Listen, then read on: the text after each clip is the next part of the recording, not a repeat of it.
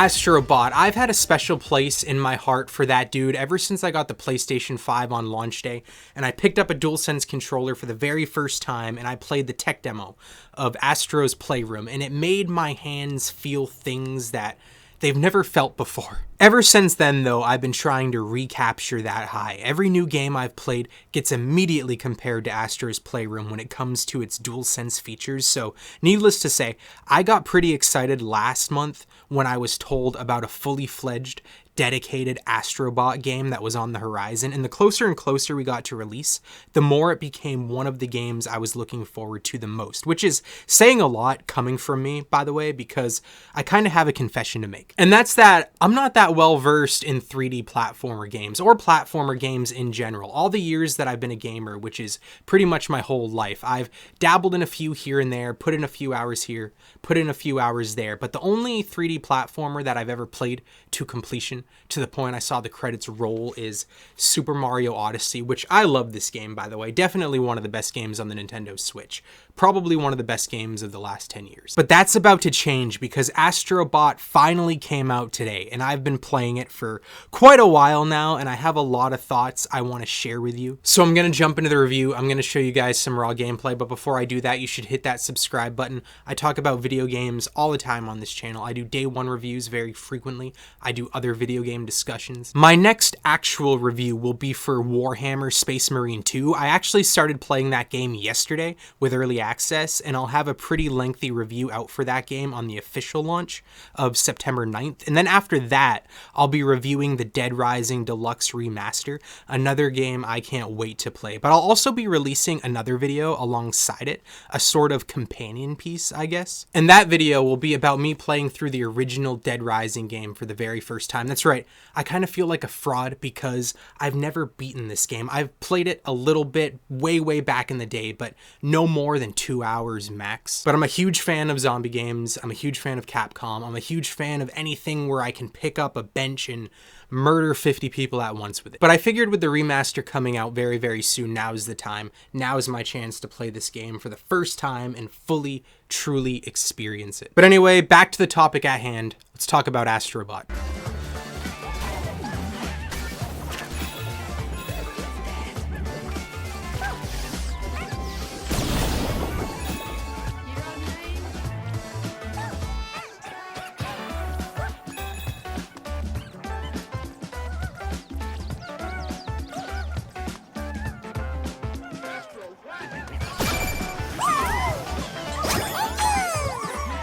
So first off, if you're new to this channel, this is a first impressions review. I don't get early access or anything like that, except for when I can pay for it, like a gold edition or something, but still, I have quite a few hours in already. I've completed a good portion of the worlds in this game, but nonetheless, I have not seen the end credits. I have not experienced everything that this game has to offer, and also, this review will be mostly spoiler-free. I'll talk about the story a little bit, but I won't discuss any big surprise moments or anything like that, and all of the gameplay that you're seeing right now is from the first few worlds, and there's a ton of worlds in this game, by the way, so what you're seeing barely scratches the surface. But anyway, what exactly is Astro Bot? If you don't already know, well, like I mentioned, it's marketed mostly as a 3D platformer, and it is for sure, but it also has so many different gameplay features and gameplay mechanics that this game scratches practically every itch you could possibly have as a gamer. It's like the developers looked at a list called Stuff Video Games Do and checked pretty much everything off of it, except for maybe survival horror elements. I haven't really seen any of those yet, but there is a big monkey dude in the beginning who was really unsettling. But anyway, I know some people could hear what I just said and think that I mean this game is unfocused or cluttered, and how a knower of 1,000 tricks is a master of none, but that's not the case here at all. Astro Bot manages to constantly change up its worlds, its core gameplay mechanics, and its take on level design without ever feeling uneven, rushed, or faulty. But for me to explain better, I need to talk about how the game plays, what your goal is, what you're actually doing. And for me to do that, I need to talk about the story a little bit. But Astro Bot begins with a bunch of little Astro Bot dudes flying around in a giant PlayStation 5, living their best life, probably day drinking and doing lines or whatever Astro Bots do in their spare time, when all of a sudden a giant alien comes out of nowhere, destroys their PS5 spaceship, and steals a core component of it, while simultaneously throwing all the bots into various corners of the galaxy. And that's when you, the real, true, capital A, capital B Astro Bot, begin your adventure, going from planet to planet, collecting your fellow bot friends while destroying anything that dares step in your way, kind of like the movie Taken. But with all that being said, let's get back into what the core gameplay is like. You go from world to world collecting bots, and each world has its own distinct look and feel to it. For example, there's a jungle Aztec world full of cool looking trees and ruins. There's a desert world where frosting litters the place like fallen snow, and there's sprinkles that you can just frolic in. There's a construction world where you'll be jumping from building to building, crane to crane like a superhero. But the worlds aren't only different in their aesthetic, but each world works different in terms of their design and how you traverse it. Like in the Aztec planet, you get these long sticky frog arms and you use them to pull out ledges and swing around like Spider-Man. And in the construction planet, you strap a dog onto your back, and that for some reason works like a jetpack that you then use to crash through walls and throw enemies off ledges. Which, speaking of throwing enemies off of ledges, each world often gives you a unique way to fight enemies as well. Like those long sticky frog arms I mentioned earlier, they also double as basically double-decker non-stop punch machines. But those features of the game start off amazing, but they only get better as the game goes on. And I don't want to spoil some of the stuff you can do, some of the abilities you get and how you get them, but if you're a fan of various PlayStation IPs, you're gonna be ecstatic. You're gonna be fighting hard your whole play session not to have a heart attack caused by pure overwhelming PlayStation-centered bliss. Astro Bot somehow manages to be a game with an incredibly strong identity, tone, and feel to it that, as far as I can tell, is entirely its own, while at the same time making us as gamers remember and feel nostalgic for so many games that have already come and gone, including ones I totally forgot existed. Again, I don't want to spoil the best parts of this game for you, so I won't, but an example of this is that some of the bots that you save are just your standard, average, everyday bots that probably lace up their boots and keep the world turning. But some of the bots you save are the bot versions of various video game characters like Crash Bandicoot and Solid Snake, just to name two of the early ones. But that's one example, but that isn't even the extent of how Astro Bot is basically a PlayStation multiverse game. But anyways, let me talk more about the core gameplay, the type of stuff that you'll be doing most of the time despite the world you're on. Besides collecting bots, you can also collect puzzle pieces, which unlock various things the more you get, like the ability to change your outfit. Your standard attacks when you don't have something unique is punching, flailing your arms around, using your laser feet and picking stuff up and throwing it like the Hulk. You often use the environments to your advantage, which is never not satisfying, and I have to be completely honest with you. This is the most fun I'm having in terms of core gameplay in a video game in a long time. I can probably play this game for the next 8 hours and then stay up all night playing it if I wanted to, and that's not something I do often. I do longer gaming sessions when I'm making a video for the channel, but besides that, my gaming sessions are pretty short like my attention span. But this game has me hooked. It has me loving every single moment of it. It has me desperately wanting to play more games like it, which, speaking of that, like I said, I played Mario Odyssey, but in the comments down below, give me some recommendations for other games in this genre. I need more.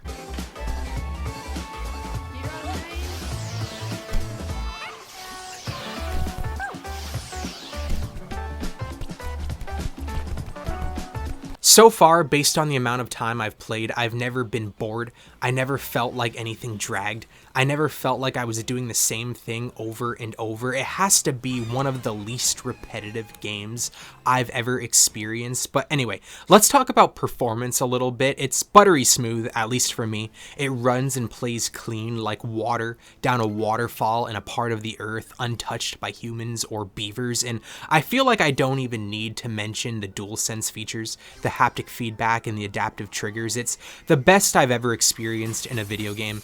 Every single thing feels phenomenal in your hands, from walking through grass to jolts of electricity to snow and ice and swimming through water. This is what I've been waiting for. This is a game where the DualSense controller finally gets to shine in all of its glory. And by the way, I said something very similar in my Concord review, Rest Its Soul. I was blown away by the DualSense features in that game at the time 2 weeks ago. It was the best I've had, but now that I've played Astro Bot, that crown has been taken from Concord along with its servers. Again, rest its soul, please come back as a free-to-play game. But anyway, I know I'm just sitting here sounding like I'm worshipping the ground on which Astro Bot walks, and I kind of am, but that doesn't mean I don't have critiques or criticisms. I do, and I'm gonna get into those now.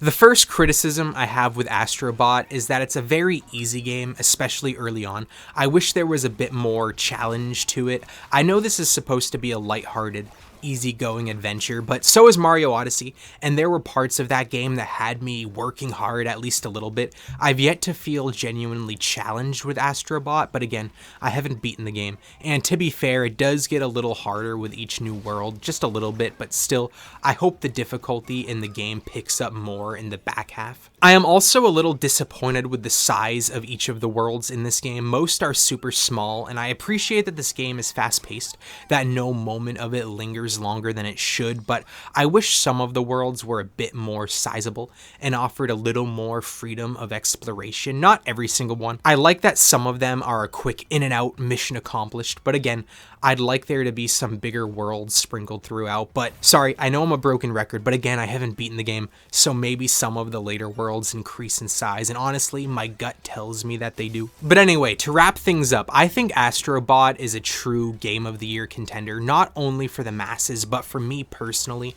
I can genuinely see this game being held up as an all-time great in the years to come, right along games like Breath of the Wild, Red Dead 2, God of War 2018, and Redfall. This game reminds me of why I fell in love with video games in the first place. Just to have fun, you know? So many games take themselves far too seriously these days in terms of their tone and vibe, and they're devoid of any sense of fun. I can't even tell you how many games I've played where it feels like the developers don't even know what the word fun is or what it means, but that's certainly not the case with Astro Bot. Not that I'm saying games have to be lighthearted and silly, by the way. Any game in any genre can be fun to play. Resident Evil 4 is a horror game, and it's a damn blast. I just need more fun games in my life. Games that will make me genuinely say "wee" as I play them. But anyway, that's my quick and brief thoughts after putting a good handful of hours into Astro Bot. Have you played it yet? If you have, let me know what you're thinking about it down in the comments down below.